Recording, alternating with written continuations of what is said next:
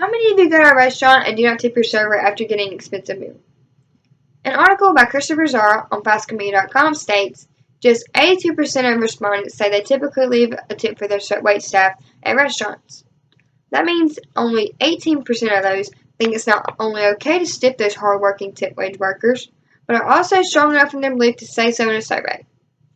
The purpose of my speech is to persuade my audience to always tip their server. Now, I completely understand why someone will not want to leave a tip due to bad service, but you also never know what someone could be going through. That little bit of money that they make at the end of their day could change everything for them. The server more than likely has a reason if they're in a bad mood or messing up. So I would like for you to think about that before tipping badly due to bad service. There are many reasons why you should always tip your server.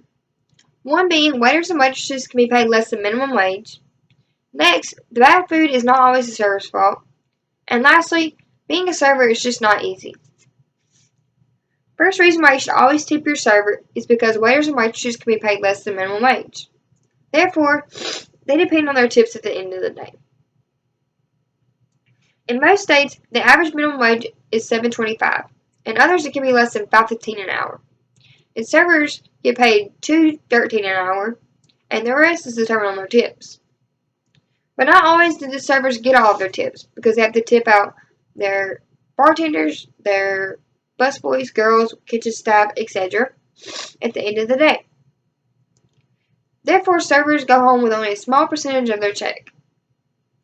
That's another reason to think about how much you leave at the end of your meal.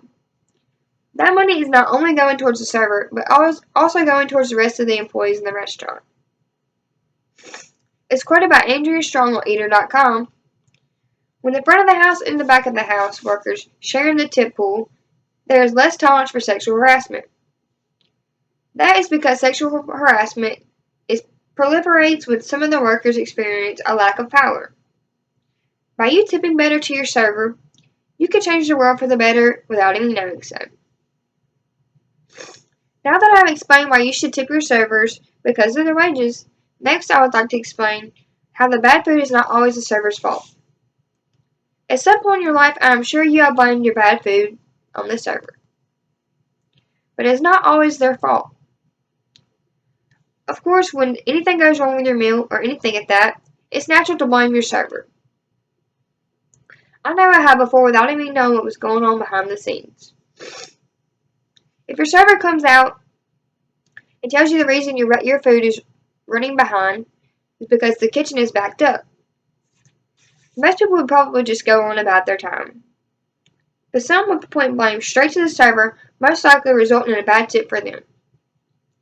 I believe if there's a problem with your food, and you tell your server about it, and they'll do everything they can to fix it, and it's still not right, then that is on the kitchen.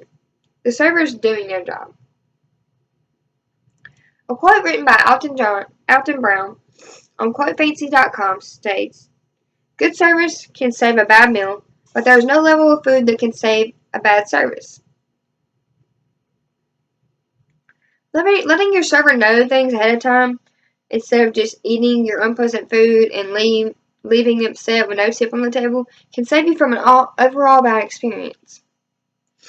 So now that I've given you my reasons why you should not always blame the bad food on the server, I would like to end by telling you how being a server is not easy.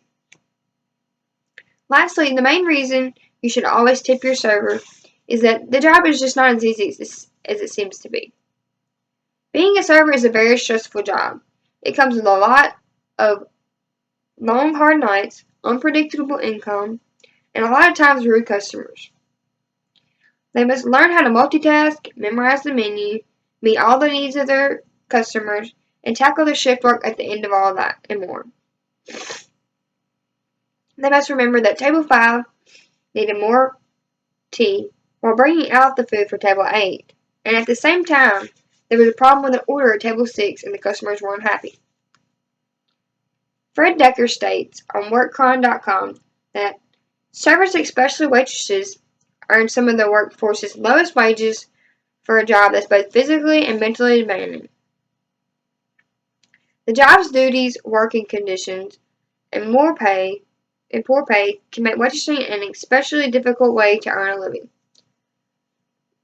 Next time you go to a restaurant, I would like for you to think about the things I have informed you on when wondering how much you want to leave for a tip.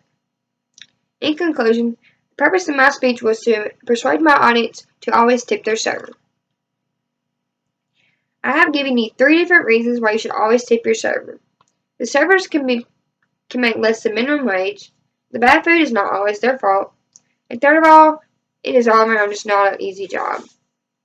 Now I would like to end with a quote by Ludwig Wittgenstein, found on quotescrim.com, strongly stating, "At the end of reason comes persuasion."